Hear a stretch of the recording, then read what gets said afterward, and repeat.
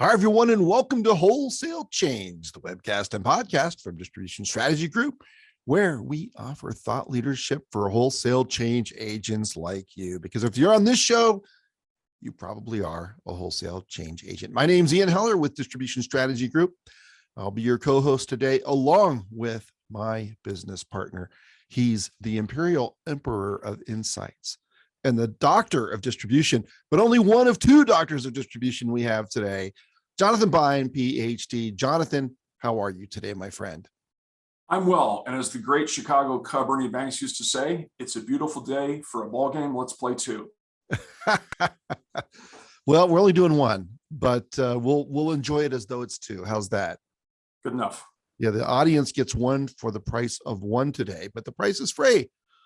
But let's do some business because we could not do this show without our sponsor, Oracle NetSuite. For more than 20 years, Oracle NetSuite has helped organizations grow, scale, and adapt to unpredictable change with a unified true cloud platform.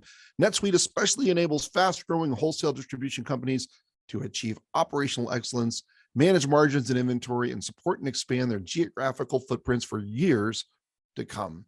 NetSuite provides an integrated system that includes financials, ERP, HR management software, CRM, professional services, automation, and omni-channel commerce all in one suite. Most notably, though, is their demand planning and advanced inventory management used by more than 28,000 customers in 215 countries and dependent territories. NetSuite has worked with HVAC, electronics, electrical, furniture, home goods, and industrial supply and equipment companies, just to name a few. NetSuite is a true cloud solution. Go to netsuite.com today to see why it's a great fit for your wholesale distribution company. Thank you to NetSuite for making this show possible. We really appreciate it. And now I'd like to bring in the other doctor of distribution on today's show. Welcome to the show, Mr. Al Bates. And Al, I am going to make up a nickname for you like I do for Jonathan every week. So the one I've chosen, and you can reject it, the one I've chosen is you are the Pied Piper of profits. How's that? I like that. I'll try to go with that in the future. Al, thank you so much for joining us on the Wholesale Change Show. How are you today? Doing great. I'm glad to be with you guys. Always been an admirer of you too. Provide a lot of data and a lot of information and do it in a fun way, which is always the best way to do it. So delighted to be with you. Well, you fit right in. And not only that, but you are in Colorado, which is, very familiar since we're all in Colorado. Hey, it's where the action is. It sure is. Now, we encourage questions, so please don't hold back. If you're on the show, please, if you're on the live show, live stream, please ask any questions that you want. But Al, I thought, first of all, we'd go through your background. I have it up on the screen for the people who are on the live show. Why don't you tell us a little bit about your career, what you're doing, and where you've been? Okay. For the last 30 years or so, I ran what was the largest benchmarking business in distribution, a company called the Profit Planning Group. And then about 5 years ago, after 30 years, I finally figured out I was a lousy manager. So I sold that business and started a think tank called the Distribution Performance Project, which basically looks at what's going on in distribution from a profit perspective. I don't worry a lot about market share or employee relations, but I worry about profit, and I try to analyze what's causing companies to be successful, what's causing companies not to be successful. And I also serve as an advisor to a company called Benchmarking Analytics, which is one of the three premier companies still doing benchmarking. It's kind of fragmented a little bit in recent years. But I basically worry about what's going on in distribution and how come some companies are profitable and some aren't. So Al, just to give our audience a sense of the scale and the amount of companies whose data you've looked at, whose financials you've looked at the peak of your former business, how many companies were you benchmarking a year? We were benchmarking in distribution, Yeah. about 2,000 companies a year. Wow. Across 20 lines of trade. So all the way from industrial to consumer to construction, gave us a pretty good benchmarking base to look at what's going on across industries. Suffice it to say, Al knows his way around a P&L and a balance sheet. Yeah. And you've written how many books, Al? I think I'm up to about 7. Wow. That's fantastic. And I read on your bio that you ski and played tennis, but you're not particularly good at both, it says. No, I'm terrible at both. At either. Yeah, that's like my golf game. I buy the golf balls in gross at Walmart, and I don't even look for them when they got to bounce. I'm like, yeah, what the heck. So I also just realized, Al, you and I must be twins. I mean, we both went to Indiana. We both live in Colorado. We both have doctorates. We're clearly twins, right? And we're 5 blocks away from each other. 5 blocks away. Yeah, right. So you wanted to talk to call today's session, can distributors get out of the profit rut? So that's an interesting title. So why do you say distributors are in a profit rut? Well, if I can use a overused term today, I follow the data. And as Jonathan indicated, I've been tracking performance in distribution for 30 years. And every year I try to look at what's going on, what's causing companies to be successful or unsuccessful. And what I find is every year they have the same number over time. There are great years, there are terrible years, and there are okay years. But if you take the greats, the terribles, and the okays and put them all together, we got the same profit results we did 30 years ago. And I like to look at return on assets, which allows me to compare profit pre-tax in relationship to total investment. And I look at the number and say, gee, it's 7 to 8%, and it was 7 to 8% 10 years ago, 20 years ago, 30 years ago. I think that's a rut. I also like to look at, to the extent that I can, how come some companies get out of the rut? And in every industry that we used to do surveys in, we'd always ask ourselves the question, what are the top 20% of the companies doing? The ones in terms of have the highest ROA. And so I like to look at that. And I found 2 things that were interesting. Of those 20% of the companies that were the most profitable, 10 were what I would call transitory, that have a great year, then they have a lousy year. About 10% of the companies were there every single year. And so I started trying to analyze what really causes some companies to be successful long-term, what causes some companies to be successful episodically, and what causes some companies to be in this profit rut, 7 to 8% ROA. So when you, first of all, for our audience, can you give a simple definition of ROA? And then we're going to delve into why ROA as opposed to other metrics. Sure. It is simply pre-tax profits. And we look at it pre-tax because I can't compare somebody in New York with somebody in Florida on an after-tax basis, divided by the total assets, every dollar invested in the business. And again, Jonathan, that gives me the ability to compare how are we doing versus if I took my money and invested in something else. So I think it's the cleanest measure. A lot of people like to look at return on net assets. I have no problem. That number would go up and down with ROA and still be in its own rut. Okay, and so when we think about assets, that includes plant, right? Facilities. Absolutely. It's got to include all the fixed assets. Yes. So it's inventory, accounts receivable, which are our biggies. It's cash, which we have a little bit of. And it's all the physical facilities that we have, delivery vehicles, et cetera. It's a total number.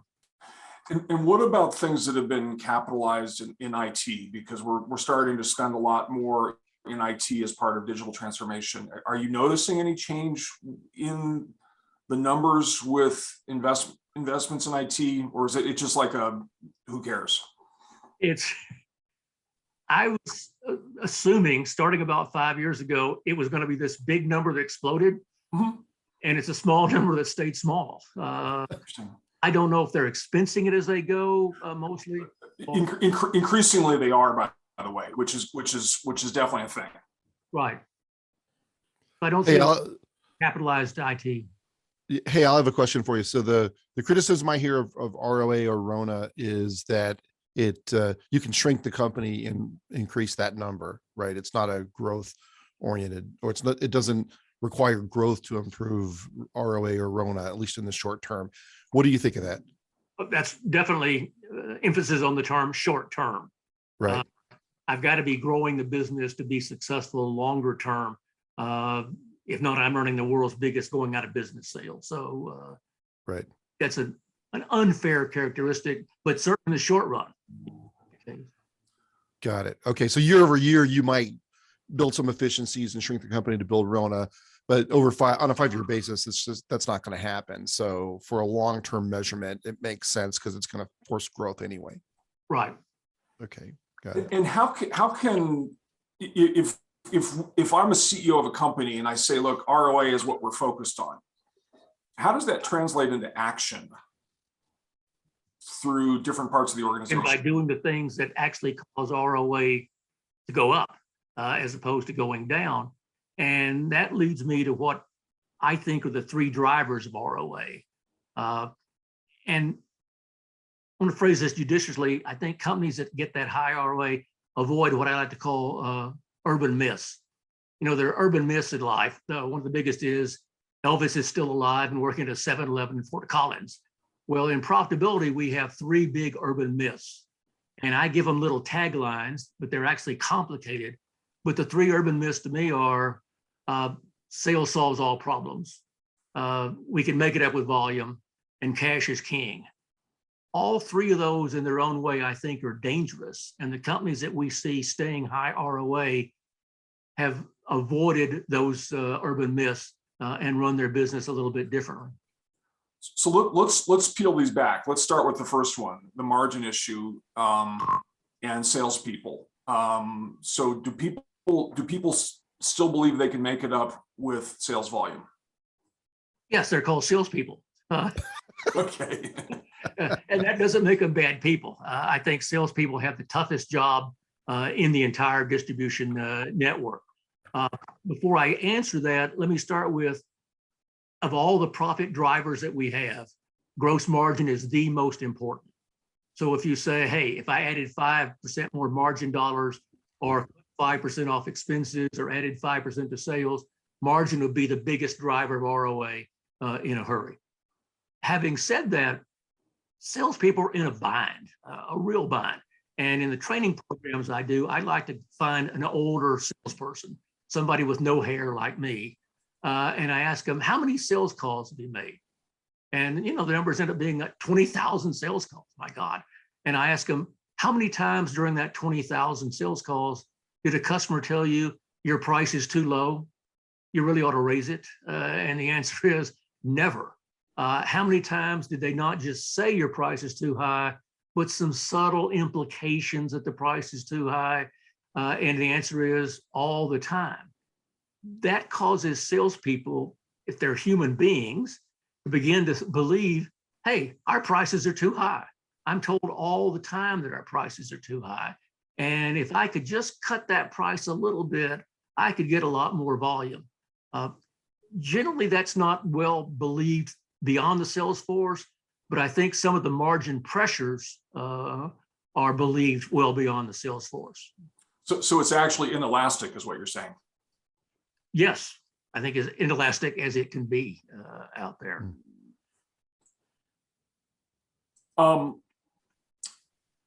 So what are some of the other margin drains that you see? Okay, I see 2 big margin drains. One is a reluctance to raise prices where I can. And the second one is dealing with price increases from suppliers. I'll start with the first one. You know, if I got a business that has 20,000 SKUs, let's say, with the old 80-20 rule, 20% of my SKUs give me 80% of my volume.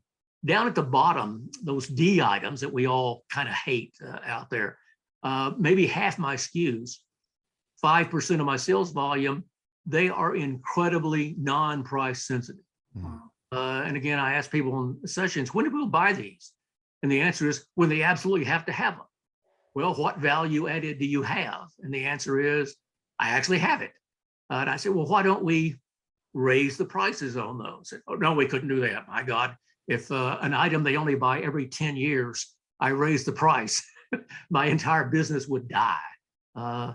So we all have matrix pricing. There's no doubt about that. You know, we're lower on the items, middle on the Bs, high on the Ds.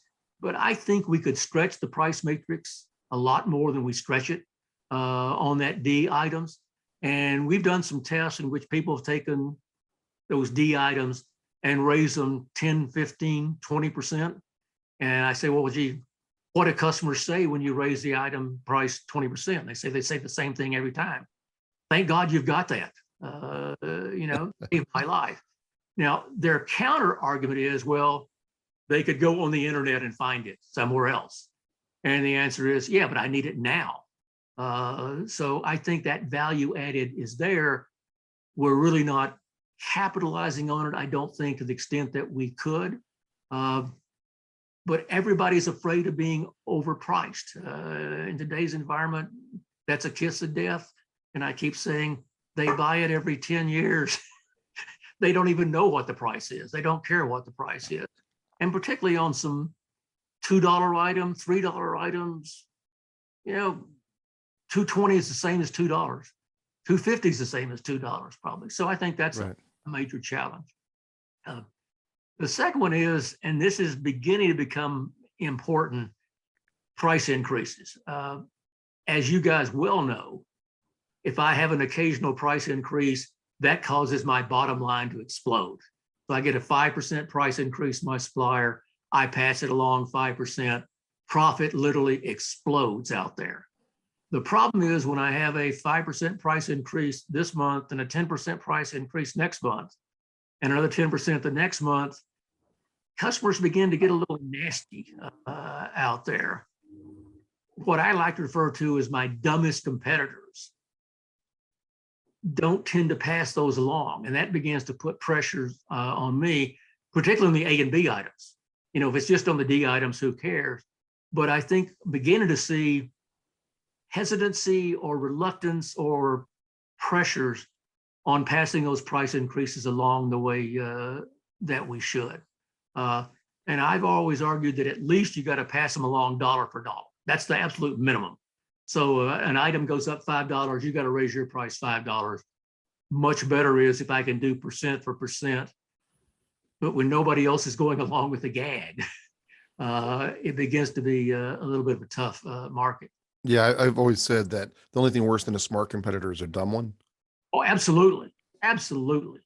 It kills your business when you got a guy who sits there and knows nothing about what he's doing.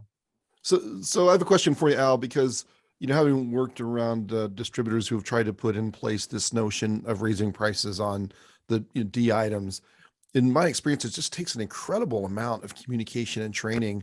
And part of what you have to overcome is a lot of times the customer facing people, they're very concerned and want to avoid any kind of pushback on sales, on price, any kind of conflict with the customer. So they'll proactively discount even if the customer hasn't asked for it, right? I mean, if you sit with a call center employee, many times, you can tell someone's just calling in a PO and that's already been decided.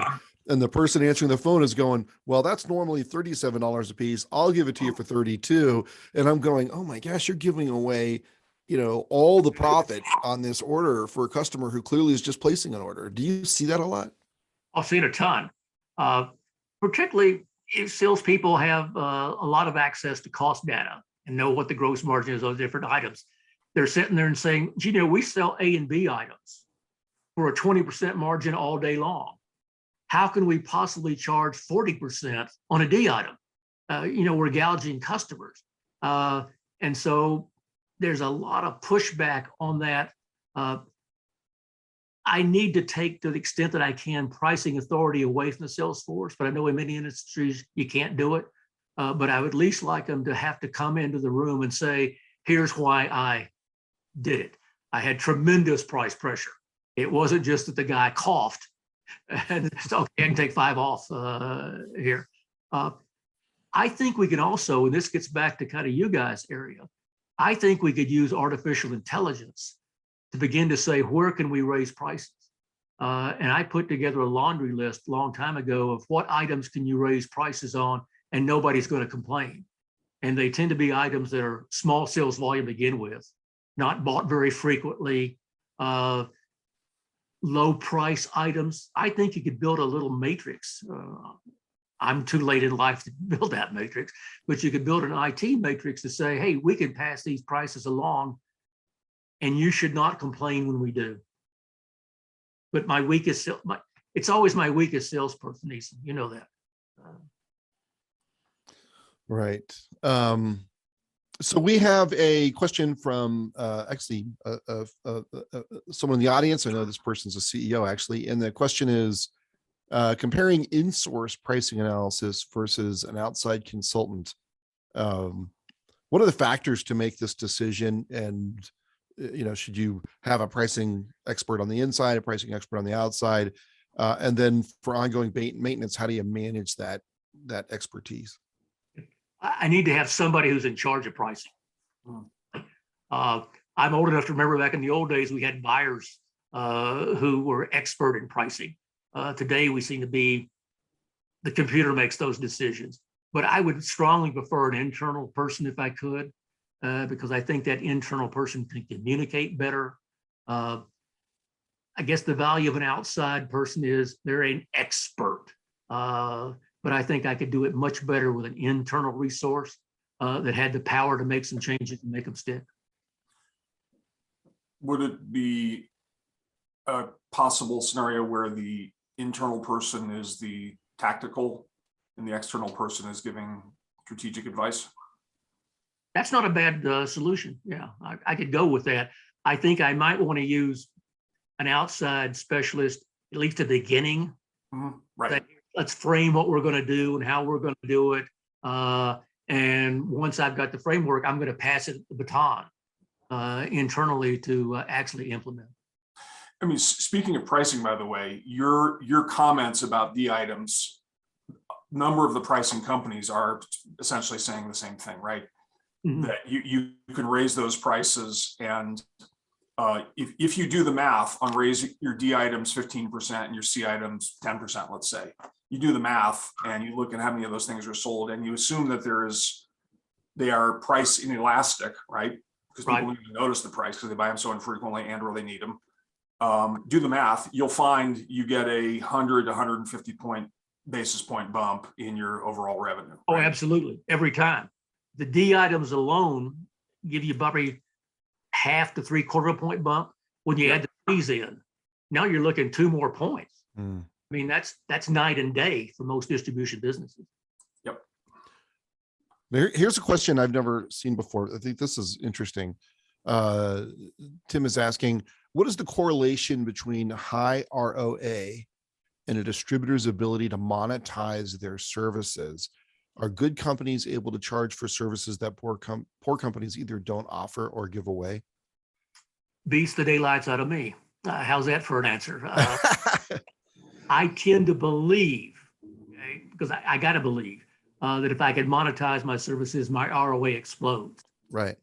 The challenge with that is I can take a service segment and screw it up as easy as I can take a product segment and screw it up.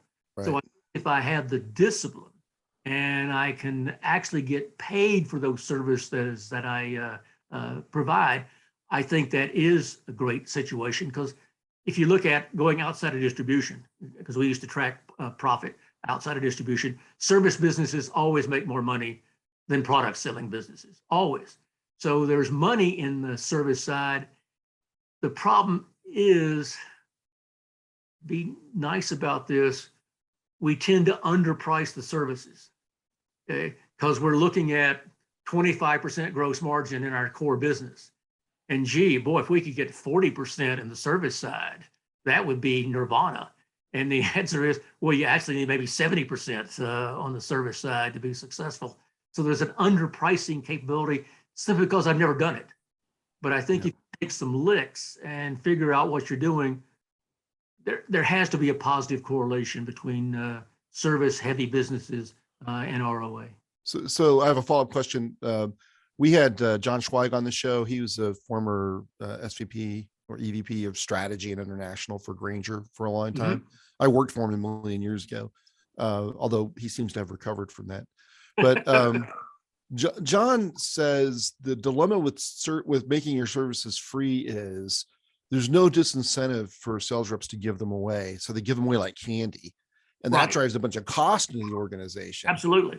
And so pricing your services isn't just about increasing ROA, which I think is a great point.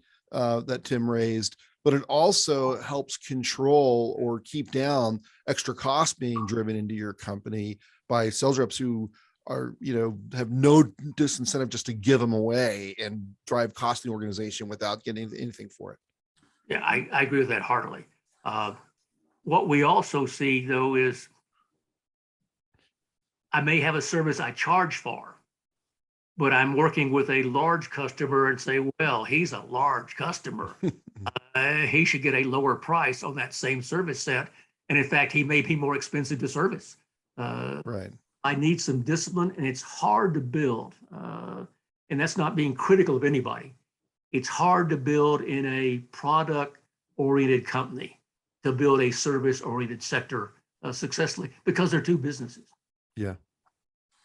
I think what we've seen now, we've done work with distributors on this, is we see the services kind of divide into three bins. Those that you can get to a break even, right now you're getting nothing for, Right? That's already a win, right? Because you're getting nothing.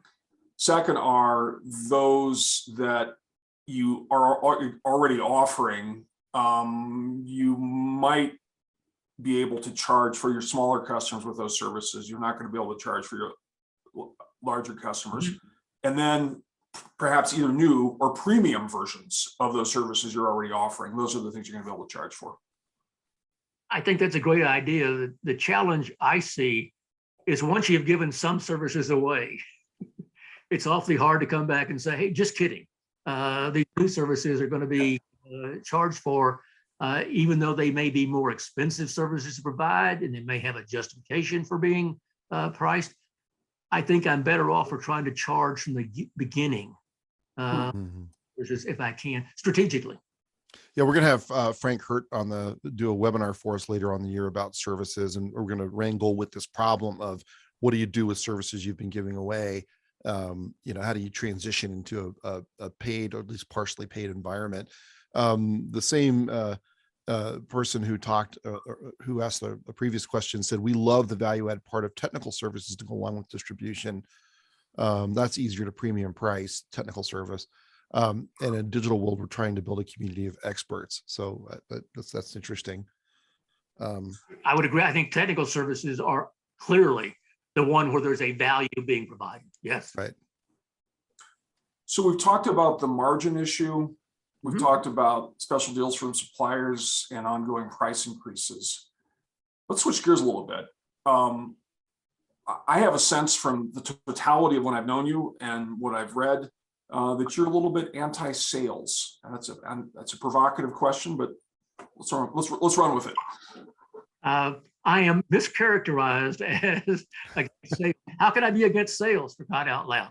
But I once wrote an article entitled "Not Just Sales, Profitable Sales," and so what I want to try to do is tie together the sales volume we generate with the expenses.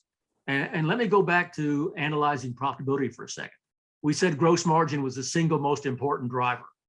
It turns out that expenses is actually the second most important driver. It's actually more important than sales. The problem is, if you have a meeting and you say we're going to sell more, everybody yells and jumps up and screams.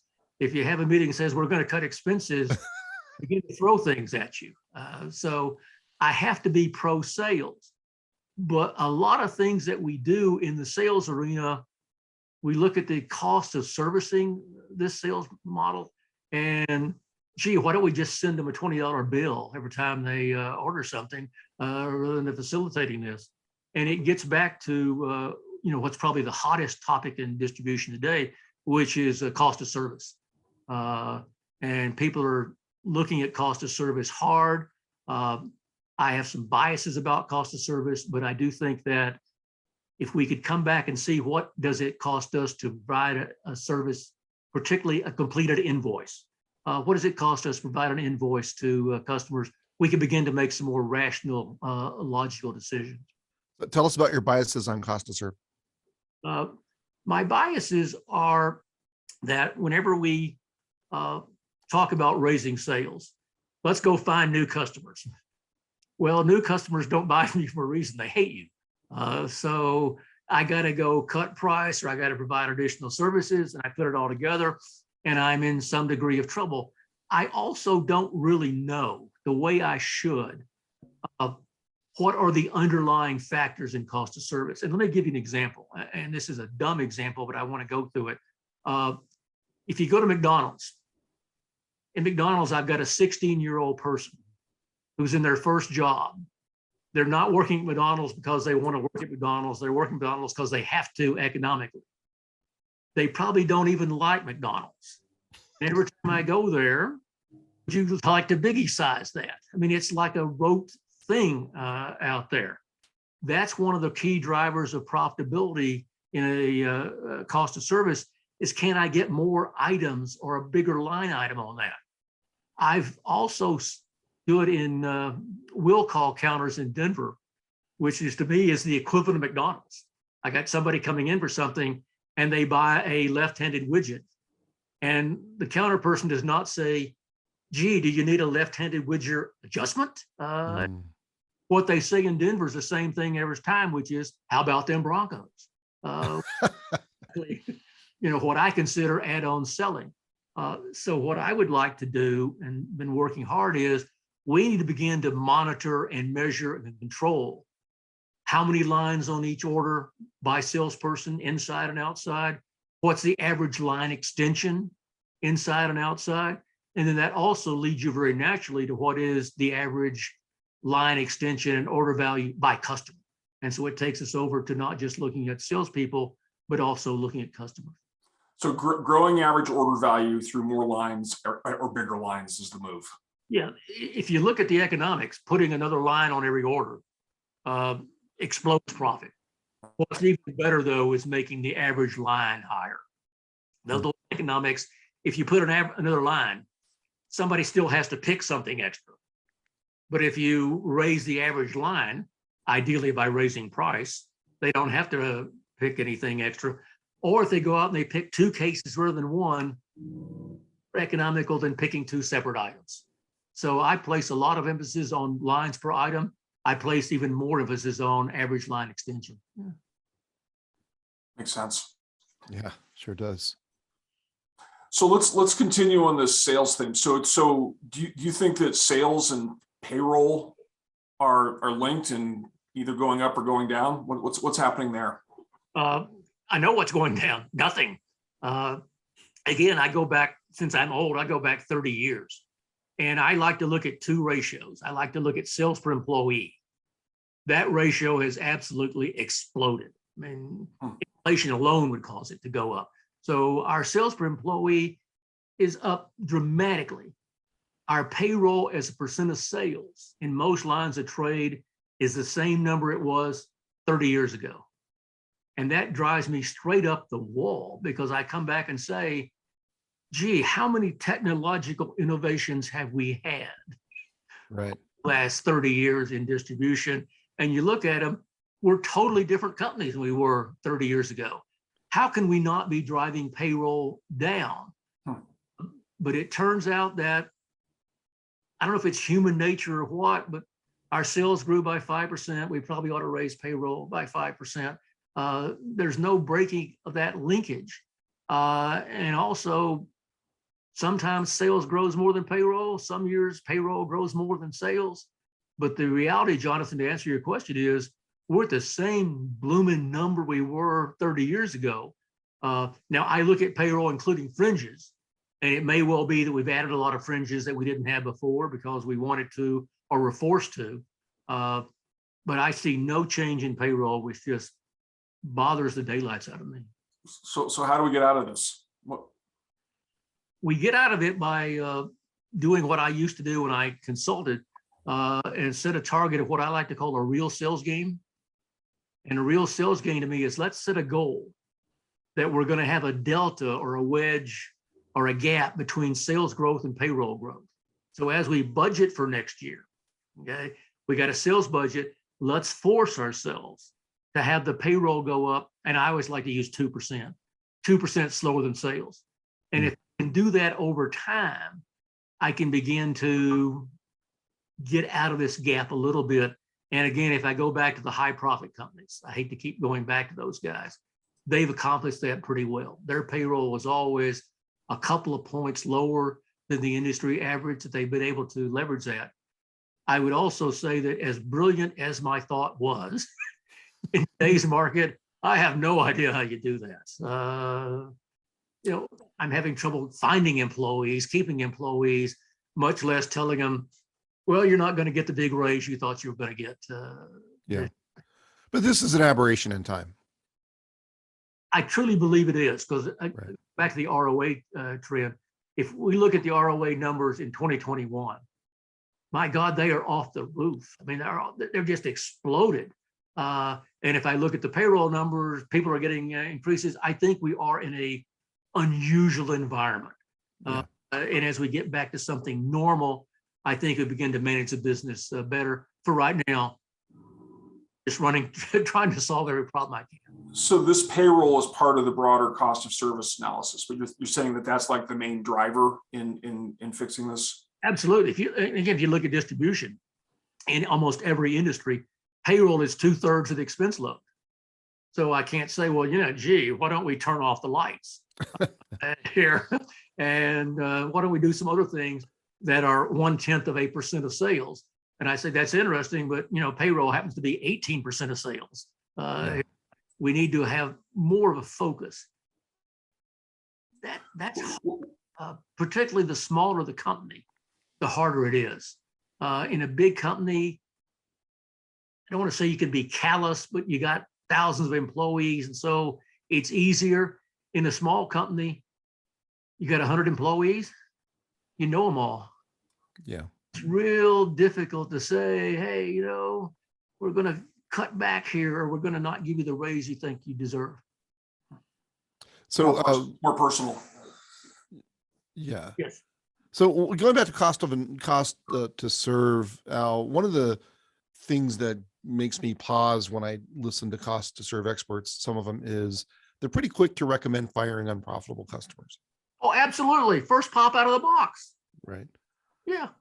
I've done some analysis on my own, not as much as the guys who are doing customer profitability do, but I've done some. And what I find is there are probably about 2% of your customers that you ought to fire. And you know who they are, incidentally. They're guys that tie up your salespeople all the time. They have lots of errors that are always your fault. Okay. They're always hounding on price, but that's 2%. When the guys do the analysis, what they find is about 1/3 of the customers are unprofitable. Well, I take 2% minus from 35, I got 33% left. That tells me we need to begin to work with customers one at a time or in groups if we can, to say, let's change their buying relationships. I got many distributors I can buy from you every day. Why don't we say, gee, we'd like you to buy from us 3 times a week, and we still love you.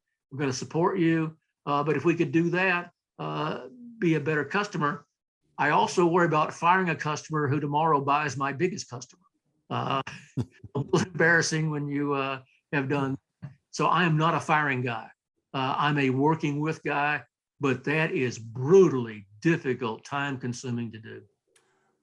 And I think the good news, though, is that this growing average order value through more lines, line extension, this is a good for the goose, good for the gander thing, right? It costs them $100 to produce an order as well, right? Oh, absolutely.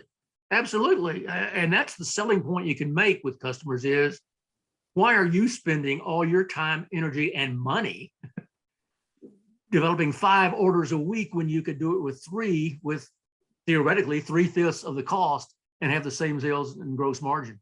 Yeah, but that takes some explaining, particularly in the contractor market, where the idea of contractors planning ahead is an oxymoron there, but I think it can be done over time.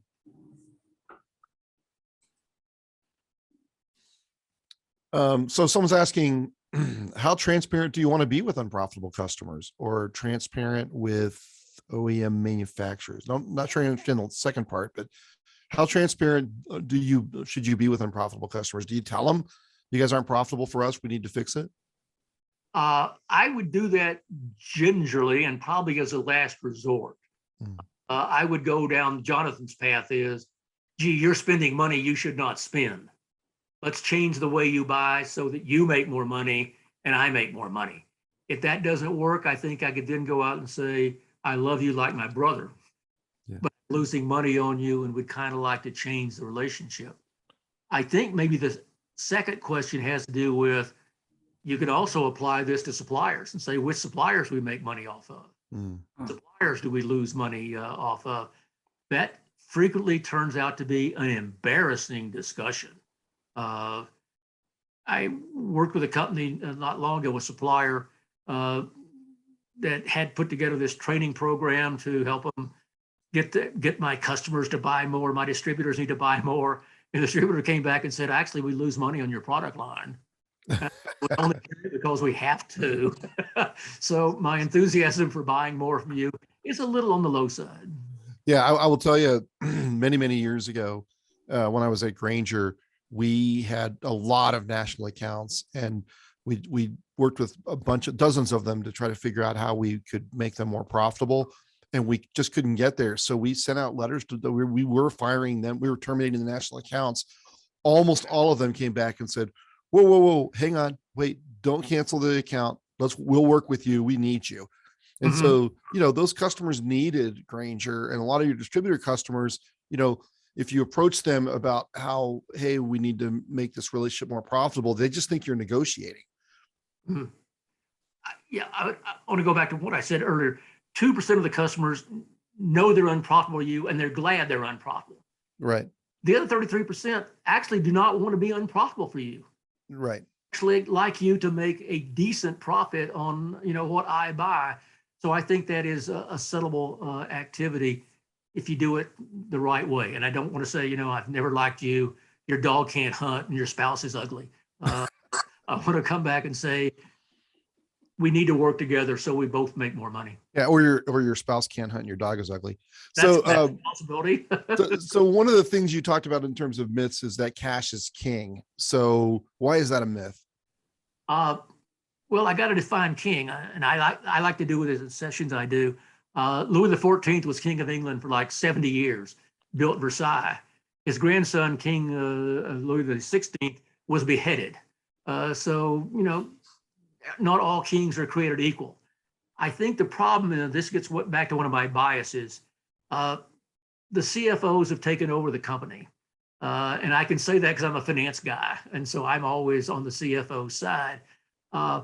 But there's been a real push over the last 10 years. Let's lower inventory. Let's lower accounts receivable. Let's lower inventory. Let's lower accounts receivable. And I think judgmentally, when I look at it, we've lowered inventory and lowered accounts receivable. We're beginning to hurt our sales volume. And I was involved in a big project about 5 years ago for a trade association that was asking the question, what additional services should we provide to our customers? What additional services should the distributor provide? And the results came back is, we don't want no more services. We'd like it to actually be in stock occasionally.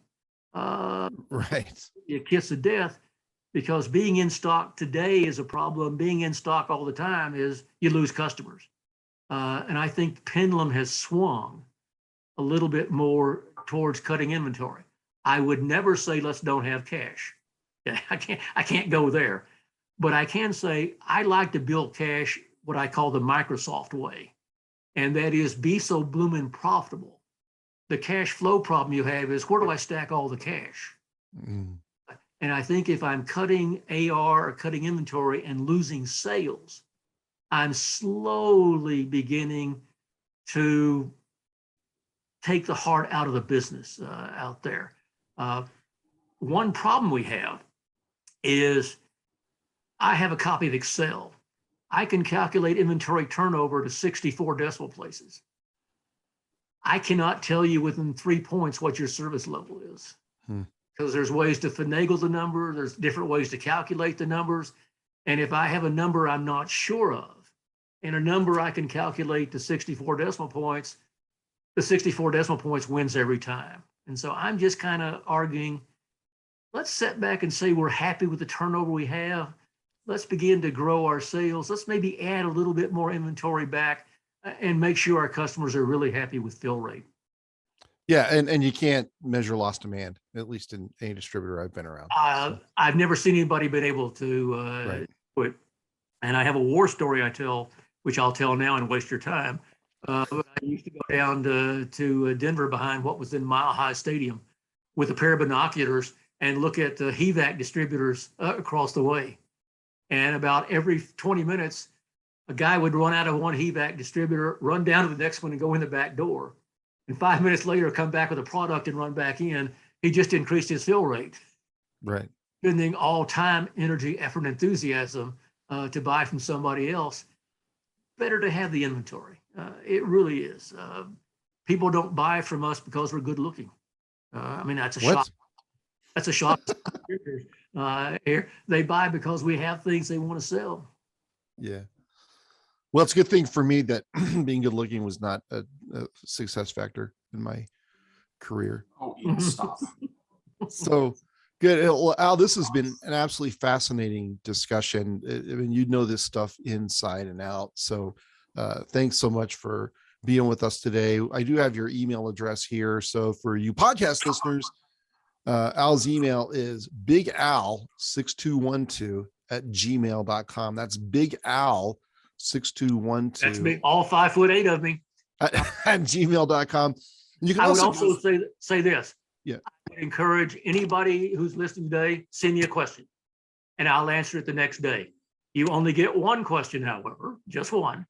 I also would like you to go to my distributionperformance.com website. There's some free Excel files out there.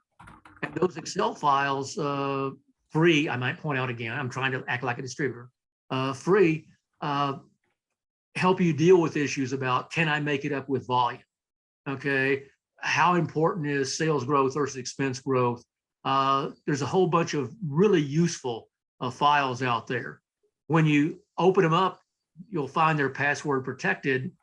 I'm not going to send you any sales literature, but I just want to know how many people actually went out and downloaded the files. I'll send you the passwords and then never contact you again. And I think your website is Disperf, DISTPERF, Perf.com, distribution performance. DISTPERF.com. Great. Yeah. Good. Well, hey, Al, thanks again. So a couple of upcoming events from Distribution Strategy Group. On May 4th, Jonathan and I will be doing True Omnichannel Part 2, integrating digital sales branches and phones. That's brought to you by Oracle, NetSuite, Connexium, and Optimizely. Then on May 11th, our next episode of Wholesale Change, we'll have Dirk Beveridge on creating relevancy in an age of disruption. That show will be brought to you again by NetSuite and Zorro.com, the Grainger Marketplace. So Al, it's been an absolute pleasure having you on the show. Thank you so much for making time for us. Pleasure was all mine. Thank you, folks. You bet. And everyone, thanks for tuning in. We really appreciate it. And you can reach us at distributionstrategy.com. Until the next time, good sales to you. And even more important, good profits and ROA. Bye now.